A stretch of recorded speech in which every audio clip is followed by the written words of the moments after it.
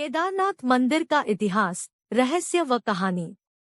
जब भी भारत के तीर्थ स्थलों का नाम लिया जाता है तो उसमें केदारनाथ धाम का नाम मुख्य रूप से लिया जाता है। भगवान शिव का यह भव्य ज्योतिर्लिंग धाम हिमालय की गोद में उत्तराखंड में स्थित है। भगवान शिव का यह केदारनाथ धाम केवल भगवान शिव के 12 ज्योतिर्लिंग की श्रृंखला में ही नहीं बल्कि भारत और उत्तराखंड के 4 धाम और पंच केदार की श्रृंखला में भी गिना जाता है। कहा जाता है कि केदारनाथ मंदिर का इतिहास पांडवों से जुड़ा हुआ है, जिसका निर्माण पांडव वंश के जन्मेजय ने करवाया था। लेकिन कुछ मान्यताएं ऐसी भी हैं कि भगवान शिव के इस भव्य धाम की स्थापना आदिगुरु शंकराचार्य न के द्वारा की गई थी। हालांकि केदारनाथ का इतिहास क्या है, इस बात पर पूरी चर्चा करेंगे। केदारनाथ मंदिर पौराणिक सनातन सभ्यता और संस्कृति का प्रतीक है और स्थल हिंदू धर्म में बहुत ही महत्व रखता है। केदारनाथ मंदिर से हिंदुओं की आस्था जुड़ी हुई है। आइए केदारनाथ मंदिर का इतिहास और उससे जुड़ी अन्य बातें जानते हैं। केदारनाथ मंदिर का इतिहास, महत्व। केदारनाथ मंदिर कहाँ है और केदारनाथ मंदिर का निर्माण किसने और कब करवाया था? केदारनाथ मंदिर हिंदू धर्म में प्रचलित है तथा यह मंदिर भारत के राज्य उत्तराखंड के रुद्रप्रयाग जिले में स्थित है। केदारनाथ मंदिर हिमालय पर्वत की गोद में स्थित 12 ज्योतिर्लिंग में शामिल है। इस मंदिर का निर्माण कत्यूरी शैली से किया गया है और इसके निर्माता पांडव वंश जन्मेजय है। केदारनाथ मंदिर का निर्माण द्वापर युग में हुआ था। इस मंदिर में स्थित स्वयंभू शिवलिंग बहुत ही प्रचलित एवं प्राचीन है।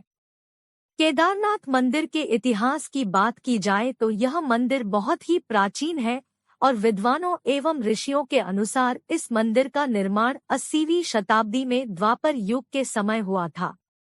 इस मंदिर के चारों ओर बर्फ के पहाड़ हैं। केदारनाथ मंदिर मुख्य रूप से 5 नदियों के संगम का मुख्य धाम माना जाता है और यह नदियां मंदाकिनी, मधुगंगा, शीरगंगा, सरस्वती और स्वर्णगौरी है। ऐसी मान्यताएं हैं कि ब्राह्मण गुरु शंकराचार्य के समय से ही स्वतः उत्पन्न हुए इस शिवलिंग की आराधना करते हैं। केदारनाथ मंदिर के समक्ष मंदिर के पुरोहित एवं यजमानों तथा तीर्थ यात्रियों के लिए धर्मशाला उपस्थित है। मंदिर के मुख्य पुजारी के लिए मंदिर के आसपास भवन बना हुआ है। केदारनाथ मंदिर का निर्माण व वास्तुशिल्प। मंदिर के मुख्य भाग में मंडप तथा गर्भगृह के चारों ओर प्रदक्षिणा पथ बना हुआ है। मंदिर के बाहरी हिस्से में नंदी बैल वाहन के रूप में विराजित है। मंदिर के मध्य भाग में श्री केदारेश्वर स्वयंभू ज्योतिर्लिंग स्थित है, जिसके अग्र भाग पर भगवान गणेश जी की प्रतिमा और मां पार्वती के यंत्र का चित्र है। ज्योतिर्लिंग के ऊपरी भाग पर प्राकृतिक स्फटिक माला विराजित है। श्री ज्योतिर्लिंग के चारों ओर बड़े बड़े 4 स्तंभ विद्यमान है और यह 4 स्तंभ चारों वेदों के आधार माने जाते हैं।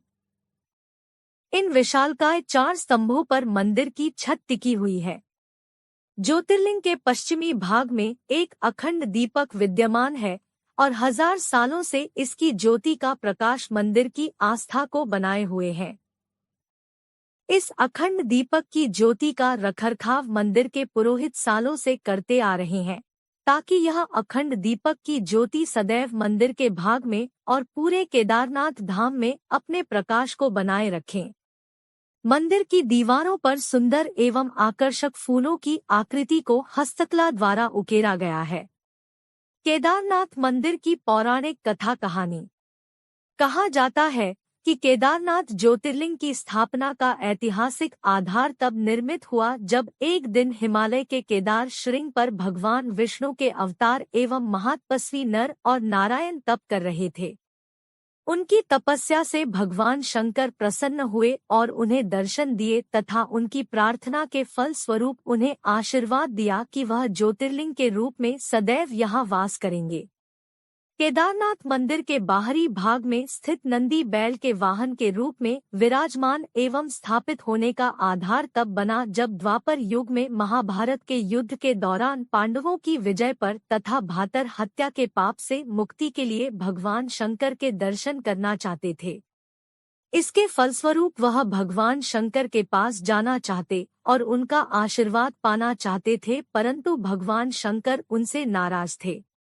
पांडव भगवान शंकर के दर्शन के लिए काशी पहुंचे, परंतु भगवान शंकर ने उन्हें वहां दर्शन नहीं दिए। इसके पश्चात पांडवों ने हिमालय जाने का फैसला किया और हिमालय तक पहुंच गए, परंतु भगवान शंकर पांडवों को दर्शन नहीं देना चाहते थे, इसलिए भगवान शंकर वहां से भी अंतर्ध्यान हो गए और केदार में वास किया। पांडव भी भगवान शंकर का आशीर्वाद पाने के लिए एकजुटता से और लगन से भगवान शंकर को ढूंढते ढूंढते केदार पहुंच गए। भगवान शंकर ने केदार पहुंचकर बैल का रूप धारण कर लिया था। केदार पर बहुत सारी बैल उपस्थित थी। पांडवों को कुछ संदेह हुआ, इसीलिए भीम ने अपना विशाल रूप धारण किया और 2 पहाड़ों पर अपने पैर रख दिए। भीम के इस रूप से भयभीत होकर बैल भीम के पैर के नीचे से दोनों पैरों में से होते हुए भागने लगे, परंतु एक बैल भीम के पैर के नीचे से जाने को तैयार नहीं थी। भीम बलपूर्वक उस बैल पर हावी होने लगे, परंतु वेल धीरे धीरे अंतर्ध्यान होते हुए भूमि में सम्मिलित होने लगा, परंतु भीम ने बैल की त्रिकोणात्मक पीठ का भाग पकड़ लिया। पांडवों के इस दृढ़ संकल्प और एकजुटता से भगवान शंकर प्रसन्न हुए और तत्काल ही उन्हें दर्शन दिए। भगवान शंकर ने आशीर्वाद रूप में उन्हें पापों से मुक्ति का वरदान दिया। तब से ही नंदी बैल के रूप में भगवान शंकर की पूजा की जाती है। क्यों कहा जाता है पंच केदार? ऐसी मान्यता है कि जब भगवान शंकर नंदी बैल के रूप में प्रकट हुए थे तो उनका धड़ से ऊपरी भाग काठमांडू में प्रदर्शित हुआ था तथा वहां अब पशुपतिनाथ का प्रसिद्ध मंदिर स्थापित है। भगवान शिव की भुजाएं तुंगनाथ में, भगवान शिव का मुख रुद्रनाथ में, नाभि मद्मदेश्वर में तथा भगवान शंकर की जटाएं कल्पेश्वर में प्रकट हुई थी। इन्हीं विशेषताओं के फलस्वरूप श्री केदारनाथ को पंचकेदार भी कहा जाता है। केदारनाथ मंदिर के रोचक तथ्य। स्थानीय लोगों का मानना है कि केदारनाथ मंदिर धाम के पीछे शंकराचार्य की समाधि है। मान्यताओं के अनुसार गुरु शंकराचार्य ने केदारनाथ धाम में ही महासमाधि ली थी। 2013 में आई बाढ़ के बाद केदारनाथ धाम क्षेत्र सर्वाधिक प्रभावित हुआ था, लेकिन आश्चर्य की बात यह है कि इस आपदा में केदारनाथ धाम को किसी भी प्रकार की क्षति नहीं हुई। शरणार्थी श्रद्धालुओं के लिए केदारनाथ धाम को पूरे 1 वर्ष के लिए बंद कर दिया गया था। मंदिर के सामने एक छोटा सा स्तंभ स्थित है जिस पर माता पार्वती और 5 पांडव के चित्र अंकित है। प्राचीन मान्यताओं के अनुसार ऐसा माना जाता है कि अभिमन्यु के प्रपौत्र जन्मेजय, जो कि परीक्षित के पुत्र थे, उन्हीं ने केदारनाथ मंदिर का जीर्णोद्धार अर्थात पुनर्निर्माण करवाया था। 400 साल बर्फ के भीतर दबा था केदारनाथ धाम। वादिया इंस्टीट्यूट ऑफ हिमालयन जियोलॉजी के रिपोर्ट के अनुसार ऐसा माना जाता है कि केदारनाथ मंदिर ने न केवल 2013 की बाढ़ आपदा का सामना किया, बल्कि यह भी कहा जाता है केदारनाथ धाम लगभग 400 वर्षों तक बर्फ से दबा हुआ था। रिपोर्ट के अनुसार जब 13वीं शताब्दी से लेकर 14वीं शताब्दी के बीच हिमयुग की शुरुआत हुई थी, उस समय पूरा केदारनाथ धाम बर्फ के भीतर दबा हुआ था। दरअसल इस बात की पुष्टि इस प्रकार हुई कि इस मंदिर की दीवार पर पीली रेखाएं अंकित है, जो कि लगातार ग्लेशियर के पिघलने से अंकित हुई है। इसी आधार पर रिपोर्ट में कहा गया कि केदारनाथ मंदिर हिमयुग के दौरान 400 वर्ष तक बर्फ के नीचे दबा रहा। केदारनाथ मंदिर की यात्रा कैसे करें? छोटा 4 धाम यात्रा में 4 मंदिरों की यात्रा कराई जाती है, जिसमें विशेष रूप से केदारनाथ मंदिर भी शामिल है। केदारनाथ मंदिर के अलावा अन्य 3 मंदिर बद्रीनाथ, गंगोत्री और यमुनोत्री है। हर वर्ष मंदिर के दर्शन करने की तिथि तय की जाती है और यह हिंदू पंचांग के अनुसार ओंकारेश्वर मंदिर के पुरोहितों द्वारा तय की जाती है। अक्षय तृतीया और महाशिवरात्रि के दिन पुरोहितों द्वारा केदारनाथ में स्थित स्वयंभू शिवलिंग की आराधना के लिए तिथि सुनिश्चित की जाती है। केदारनाथ मंदिर में दर्शन का समय क्या है? यदि आप केदारनाथ की यात्रा पर गए हैं, तो आपको केदारनाथ मंदिर के दर्शन के समय का ज्ञान होना चाहिए। केदारनाथ मंदिर के दर्शन की समय प्रक्रिया इस प्रकार है। 1. केदारनाथ मंदिर के द्वार आम भक्तों के दर्शन के लिए सुबह 6 बजे खुल जाते हैं। 2. भगवान शंकर की पूजा में मुख्य रूप से प्रातःकालिक पूजा, महाभिषेक पूजा, अभिषेक, रुद्राभिषेक, षोडशोपचार पूजन, अष्टोपचार पूजन, संपूर्ण आरती, पांडव पूजा, गणेश पूजा, श्री भैरव पूजा, शिव सहस्त्रनाम आदि शामिल है। 3. केदारनाथ मंदिर में दोपहर 3 से 5 के मध्य एक विशेष पूजा होती है तथा इसके पश्चात भगवान के विश्राम के लिए फलस्वरूप मंदिर के कपाट को बंद कर दिया जाता है। 4. मंदिर के कपाट पुनः शाम 5 बजे खुल जाते हैं तथा आम जनता एवं भक्तजन दर्शन कर सकते हैं। 5.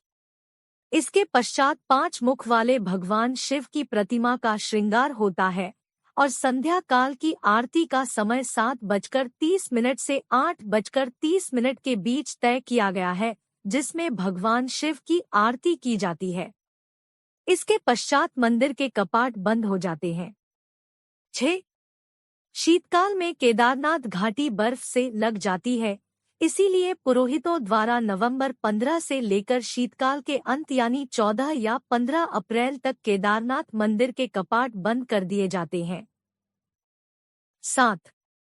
शीतकाल के दौरान भगवान शंकर की 5 मुख वाली प्रतिमा को ऊखीमठ में स्थापित किया जाता है। केदारनाथ कैसे पहुँचे? केदारनाथ मंदिर तक पहुँचने के 3 रास्ते हैं, जो हरिद्वार, ऋषिकेश और देहरादून है। केदारनाथ हरिद्वार से 247 किलोमीटर दूर है और केदारनाथ देहरादून से 256 किलोमीटर दूर है। लेकिन सबसे नजदीकी शहर ऋषिकेश है, जो केदारनाथ से सिर्फ 105 किलोमीटर दूर है। आप ट्रेन, हवाई, बस और निजी वाहन से पहुंच सकते हैं। रेल मार्ग: अगर आप ट्रेन से केदारनाथ दर्शन के लिए यात्रा कर रहे हैं, तो ऋषिकेश रेलवे स्टेशन तक आ सकते हैं।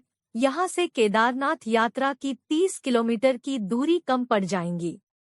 लेकिन ऋषिकेश रेलवे स्टेशन पर सिर्फ लोकल ट्रेन ही आती है, इसलिए आपको अपने शहर से हरिद्वार रेलवे स्टेशन आना होगा और वहां से ऋषिकेश आ सकते हैं।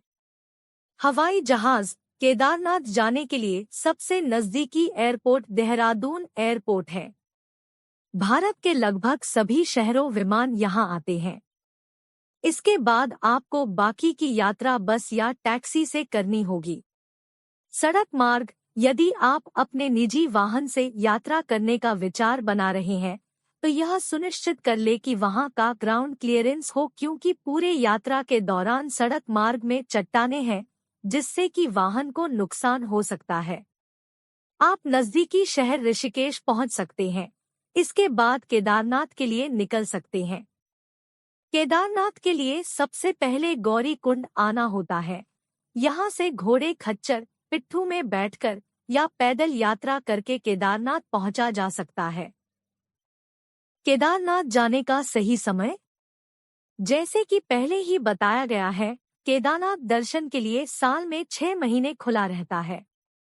यह मंदिर अप्रैल-मई में अक्षय तृतीया के दिन खोला जाता है और अक्टूबर-नवंबर में कार्तिक पूर्णिमा के दिन केदारनाथ मंदिर का कपाट बंद कर दिया जाता है। ऐसे तो आप इस बीच कभी भी दर्शन के लिए जा सकते हैं, पर सितंबर से अक्टूबर के बीच भीड़ थोड़ी कम होती है। यहाँ सावन के महीने में कांवड़िए केदारनाथ में जल चढ़ाने को उमड़ते हैं। देश के 12 ज्योतिर्लिंगों में सर्वोच्च केदारेश्वर ज्योतिर्लिंग है। मान्यता है कि यहाँ जल चढ़ाने से सारे पापों से मुक्ति मिल जाती है। दर्शन के लिए सुबह 4 बजे से रात 11 बजे तक या सुबह 5 बजे से रात 9 बजे तक खुला रहता है। इस बीच श्रद्धालु दर्शन कर सकते हैं। केदारनाथ में कहाँ रुके? यदि आप पहले दिन श्रीनगर या रुद्रप्रयाग में रुकते हैं, तो अगले दिन आप सारा सामान साथ में ले जाएं और गौरीकुंड तक पहुँचे और रात में गौरीकुंड में ठहरें। और फिर उसके अगले दिन सामान लॉकर रूम में रखकर सुबह 5 बजे चढ़ाई शुरू कर दें। केदारनाथ पहुंचकर दर्शन करें, फिर रात में रुके या वापस गौरीकुंड आ जाए। केदारनाथ में बहल आश्रम होटल पवित्र केदारनाथ मंदिर के करीब रहने के लिए सबसे अच्छा विकल्प है। केदारनाथ का यह आश्रम केदारनाथ के सर्वश्रेष्ठ आश्रमों में से एक है। अगर आप केदारनाथ में बजट होटल ढूंढ रहे हैं, तो बहल आश्रम आपके लिए सबसे अच्छा विकल्प हो सकता है।